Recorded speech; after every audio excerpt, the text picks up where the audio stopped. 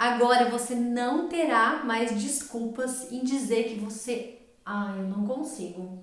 Nossa, bem, eu não vou correr 10 quilômetros nunca, eu não corro nem 200 metros. Agora não terá desculpa definitivamente. Olá, eu sou a Karina, eu sou triatleta amadora. Bem-vindos a mais um programa, a mais um vídeo do meu canal do YouTube 220 watts. Comentem, curtam, compartilhem para atingir o maior número de pessoas possível para manter o movimento em sua vida, corpo e mente na potência máxima. Também transmitido pela TV Com Digital 40, TV Com 22, com o apoio da TV Running, organizadoras de provas de corrida de pedestres. E vamos para mais um lindo assunto, neuroplasticidade. O que será isso, né? Eu também sou pianista, graças à neuroplasticidade. E hoje a abertura será aqui no piano, especialmente para vocês. Vamos lá!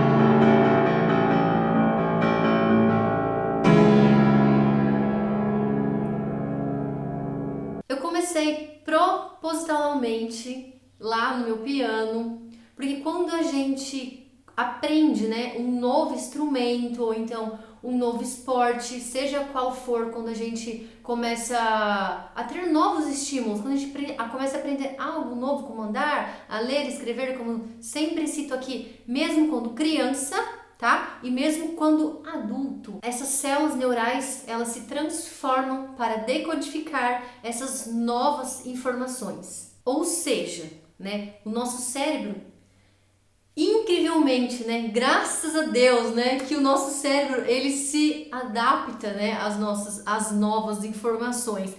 Graças à plasticidade, ou seja, o nosso cérebro, ele é plástico.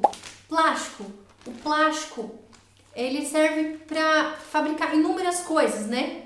Ele tem a possibilidade de se adaptar facilmente a qualquer objeto. Olha, ele é plástico, certo? Ele muda, ele se transforma. Mas o que eu quero dizer com tudo isso? O que eu quero chegar? O que tem a ver com o triatlon? Vocês precisam assistir até o final. Porque o que eu quero dizer? Não é apenas as crianças, né, que têm essa capacidade de aprendizado. Os adultos têm esta incrível e eterna capacidade de mudança. Foi assim que eu me tornei triatleta amadora depois dos 30 anos, graças à neuroplasticidade, a capacidade que o meu cérebro teve de receber esses estímulos, só que a gente tem que manter o hábito, né? Ou seja, esses novos hábitos, eles só são possíveis se essas sinapses, se elas forem estimuladas sempre. Ou seja, se eu começo a correr hoje, vou lá correr, corro 1 quilômetro, 2, não importa a distância, amanhã eu não corro mais. Depois de amanhã eu não corro mais, depois eu não corro mais. Não adianta, né? O nosso cérebro, ele precisa ter sempre o estímulo para ele adaptar esta mudança. Vamos explicar um pouquinho mais a fundo, então. Eu vou precisar explicar para vocês a estrutura de um neurônio para eu poder chegar no ponto que eu preciso chegar. Então vamos lá. Isso daqui, tá? Isso daqui, ele é um neurônio, gente. Ó, essa parte aqui, ó, é o corpo celular, tá? Aqui é o axônio, essa parte aqui onde é transmitida aqui a sinapse, tá? Para chegar até o final, que são os dendritos, tá? Aqui no final dos dendritos ele é ramificado, aqui que acontece a sinapse. Aqui passa pelo axônio, tá? E aqui vai até nas ramificações dos dendritos. E essa parte aqui liga a cabeça aqui do corpo celular, tá? Isso aqui é tudo interligado ali, os neurônios, certo? Vocês entenderam? Mas a parte que eu quero mais explicar é esse finalzinho aqui. No final aqui dos dendritos, eles têm ramificações. Eu vou explicar para vocês o que é a sinapse de uma maneira mais clara para vocês entenderem aqui o ponto que eu quero chegar até lá as 3 modalidades do triatlon. Como acontece a sinapse? Os tais impulsos nervosos que realizam a comunicação dos neurônios com o resto do corpo, bem como o meio externo, são sinais elétricos. Esses estímulos são íons transmitidos por meio de mudanças de carga elétrica e passam por toda a célula nervosa. Sendo assim, este fenômeno é chamado de potencial de ação. As extremidades dos axônios possuem ramificações, que foi como eu disse. Nelas estão presentes os botões pré-sinápticos, separados da membrana das outras células pela fenda sináptica. Enquanto a membrana do axônio que gera e libera o sinal da fenda é chamada de pré-sináptica. A membrana da célula que recebe estímulo é nomeada pós-sináptica. Nos botões existem mitocôndrias e vesículas que carregam substâncias químicas conhecidas como neurotransmissores. Eles são responsáveis por levar os íons de uma célula para outra, alterando a permeabilidade da membrana do neurônio receptor. Quando o sinal chega ao botão, os neurotransmissores são liberados na fenda, logo após passarem pela sinapse. Eles atingem as células pós-sinápticas e se ligam às suas membranas, assim gerando o potencial de ação. Diante disso, é preciso entender que alguns deles têm função excitatória, ou seja, levar impulsos, enquanto outros funcionam de forma a inibir esses sinais. Podemos citar exemplos de neurotransmissores como a acetilcolina e a noradrenalina. Bom, vamos lá então, vamos pensar comigo. Este raminho aqui, certo? Se a gente aguar todos os dias, sem esquecer, esse raminho, ele vai brotar. Ele vai criar novas conexões, que seria aqui a nossa conexão do nosso axônio, final do axônio, nossos dendritos, certo? Se a gente não aguar, ele não vai crescer, É o mesmo que acontece nas nossas conexões, nas nossas sinapses. Se a gente... O piano, vamos lá pro piano. Eu sou formada, eu entrei no piano quando eu tinha 6 anos de idade, eu ganhei o meu piano quando eu tinha 10 anos de idade. Eu já toco aí, já faz muitos bons anos. Só que hoje eu sento e eu consigo tirar música de ouvido, eu consigo colocar uma partitura e tocar. Por quê? Eu nunca parei de treinar, de exercitar aí o meu cérebro, Que eu sempre... A minha professora dizia, Karina, você tem que tocar piano, o seu cérebro, você tem que pensar com o cérebro, não é simplesmente você chegar e tocar. O seu cérebro não está nas pontinhas dos seus dedos. O cérebro está aqui, você tem que pensar. Então eu sempre pego uma partitura nova, eu sempre estou estudando, para eu não perder esta conexão. Pense também com amizade, com um amigo. Quando a gente faz uma amizade, você fala com o seu amigo frequentemente ou não, se você ficar de 2 ou 3 anos, a gente perde essa conexão com a pessoa. É a mesma conexão, a conexão com o seu novo estímulo. Quando você começa a correr, você tem que correr sempre, de acordo com a sua planilha que o seu professor passou. Não digo todos os dias, mas digamos 5 vezes na semana e sempre, repetidamente, até que o seu cérebro chegue no ponto que ele sinta muita falta. E aí, Karina, você não vai correr hoje não? Bem, eu tô sentindo a falta aí. Você fez várias conexões novas aqui, agora eu quero correr. Vamos lá! Ou seja, por que será, que a gente fica viciado em correr, em ficar viciado em fazer atividade física? Porque durante a atividade física, o nosso corpo, ele libera os neurotransmissores, para fazer aí essas conexões, para fazer essa sinapse. Uma delas são a adrenalina e a dopamina. Ou seja, a gente sempre quer mais e mais. E daí quando a gente não faz atividade, o nosso cérebro acaba falando: e aí, Karina, você não vai correr mais não? Bem, eu quero liberar aqui os serotonina, a dopamina, muito mais neurotransmissores para te deixar sempre feliz e correr. Vai fazer atividade física, é sempre um esporte aí sensacional, é o nosso vício bom. E vamos voltar então ao nosso assunto, que é a neuroplasticidade, que não é nada mais que o nosso cérebro tem a condição, de adaptação aí dos novos estímulos. Esta neuroplasticidade, ela está inteiramente ligada ao enfraquecimento ou ao fortalecimento das sinapses. Ou seja, se a gente fazer a atividade frequentemente, a gente só vai reforçar esses estímulos, a gente vai reforçar essas novas sinapses, essas novas conexões.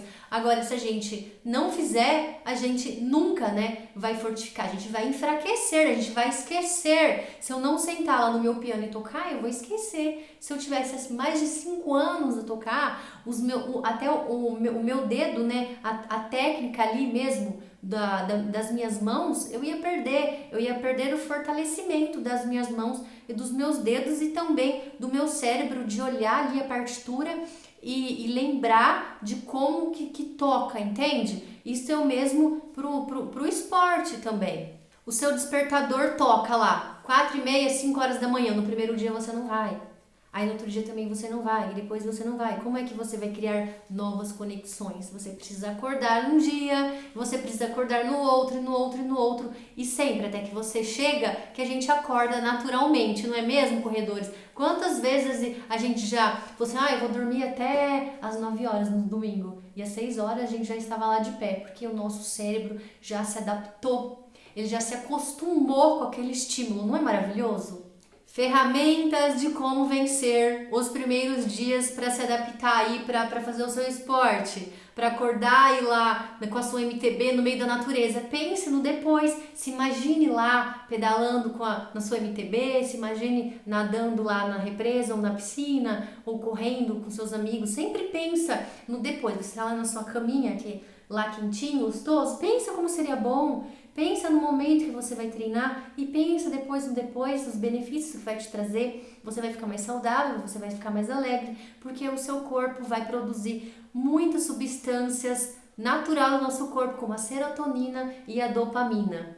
Essa questão também do nosso cérebro, se adaptar às novas informações, eu diria para você que quer mudar, a sua vida para melhor, para evoluir como ser humano, o que você anda assistindo, o que você anda lendo, o que você anda... quais são as músicas que você está ouvindo, porque tudo isso influencia diretamente nas conexões, do seu cérebro. Se você só assiste filmes de terror, filmes de ação, de matança, antes de você dormir ali, a sua noite de sono não vai ser a mesma noite de sono que você assiste um filme de comédia, algo que faça que você tenha bons sentimentos. Isso tem artigo científico também comprovado, A gente, tudo que a gente lê, tudo que a gente assiste, todas as coisas ali que estão conectadas com a gente, isso afeta diretamente a liberação aí desses neurotransmissores. Se a gente assistir coisas ruins, a gente não vai produzir serotonina, dopamina, para a gente ter uma boa noite de sono aí que também está ligada à melatonina, A melatonina está ligada ao nosso sono. Quando a gente vai dormir, você fica com a luz clara, é uma luz muito, muito clara, ela atrapalha, o nosso sono. A gente tem que colocar uma luz mais amareladinha, uma luz mais ambiente, ou até mesmo sem a luz. A melatonina aí é o hormônio do sono, Bem assim, sintetizando, falando informalmente, a melatonina é o hormônio do sono. O que eu quero dizer com isso? Para você que quer dormir cedo, será que você está dando estímulo para o seu cérebro dormir cedo todos os dias? Para você lá acordar no outro dia de manhã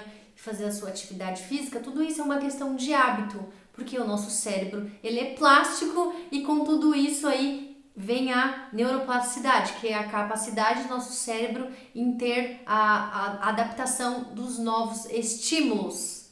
O nosso corpo ele foi criado, foi projetado, foi criado para a gente se desafiar, para a gente aprender novas coisas. Por que não a gente aprender a nadar? O que eu mais escuto é, nossa, eu não vou fazer o triatlon sem nadar, eu também não sabia nadar, eu nadava igual uma lagartixa, sereia, eu não sei, eu me mantinha viva dentro de uma piscina. Se me jogasse lá, eu ficava viva. Mas a técnica mesmo assim de nadar o crawl, que é específico do triatlo, isso daí eu não sabia. Eu aprendi lá com os meus 31, 32 anos. Ou seja, tudo é aprendizado, tudo é hábito e graças à neuroplasticidade que eu consegui nadar. Só basta querer. A gente aprende, né, coisas novas só em último caso, digamos assim, só em questão assim de necessidade mesmo, né? Os homens da era paleolítica, a necessidade que eles tinham de se movimentar, eles só se movimentavam se eles tinham comida. Se eles não tivessem comida, eles não iam se movimentar, porque eles não iam ter energia. Então, eles precisaram aprender a procurar a comida, né? Para eles se sustentar, para sustentar o seu cérebro, para eles poderem se movimentar. Ou seja, em função aí da sobrevivência. A gente só aprende uma coisa nova e desafiadora só se for uma questão de sobrevivência. A gente não quer sair da zona de conforto. A gente quer muito algo, a gente quer muito algo novo. Nossa, que bacana, né? Queria tanto fazer o triatlo, queria tanto aprender a nadar, pedalar e correr. Só que eu não vou, né? Porque eu não preciso disso. Não é uma questão de sobrevivência, né? Só que, não vou ganhar nada com isso, né? A gente sempre pensa lá em último caso, em benefício, né? Lá no dinheiro, lá no monetário. Mas não vai me agregar em nada. Será que não, né? Por isso que eu sempre tô aqui para levar o movimento da minha vida para a sua vida. Porque sim, os benefícios são muitos. E onde é que entra aí o triatlo em tudo isso? Gente, o triatlon, ele é pura neuroplasticidade. Por quê? Se não fosse a neuroplasticidade, o triatlon não seria o triatlon. Ou seja, o atleta, ou ele só corre, né? Ou ele só anda de bicicleta, faz ali o seu ciclismo, ou o nadador ali, ele só nada. O que se torna o triatlon? O triatlon são as 3 modalidades, ou seja, a nossa capacidade de mudança. Os triatletas, eles agem ali com a neuroplasticidade, com a capacidade que o nosso cérebro tem, porque a gente sai da natação correndo e vai pedalar. Opa, já teve uma mudança ali, é uma mudança de estímulos, uma mudança rápida de estímulos. A gente criou novas conexões, até a gente aprender, a gente acostumar, né, o nosso físico ali, inclusive com a dor e com a técnica. A gente desce ali da bicicleta e vai pra corrida. Isso que é a cereja do bolo. A cereja do bolo é o T1, a cereja do bolo é o T2. É essa capacidade aí que o triatleta tem das transições, né, de um esporte para o outro. Correr da natação para a bicicleta, da bicicleta para a corrida. Descer de uma bicicleta e você sair correndo é uma coisa incrível, né? Como que a gente faz isso? Porque durante os treinos, é o hábito, é o estímulo, é treinar e treinar e treinar, treinar sempre, porque a prova final, a prova cereja do bolo, a gente já se adaptou aí a esse processo de mudança, os estímulos, parece uma loucura, né? Ninguém nada, pedala e corre no dia a dia, mas para quem treina, para quem tem o hábito de fazer as 3 modalidades, para quem criou novas conexões, isso fica fácil demais, torna-se até viciante. O detalhe desse esporte do triatlo, o que nos fascina é exatamente esta capacidade de mudança. É a neuroplasticidade do movimento, a capacidade de se adaptar ao novo. Eu vou compartilhar um fato com vocês. Nos últimos meses, quando eu fraturei o meu pé, eu senti muita falta do meu T2, ou seja, de correr e pedalar. Eu já estava nadando, sim, nadando e pedalando, mas como eu faço muito treino de T2, quando eu fazia o meu treino de ciclismo e eu não podia correr, o meu cérebro ele estava tão adaptado, né, a este processo de T2, de descer da bike aí e já ir correr, que eu sentia muita falta, sabe? Falei, nossa, mas está faltando alguma coisa. Porque isso é a capacidade do nosso cérebro. Meu cérebro já estava adaptado a esse estímulo de descer da bicicleta e já ir correr.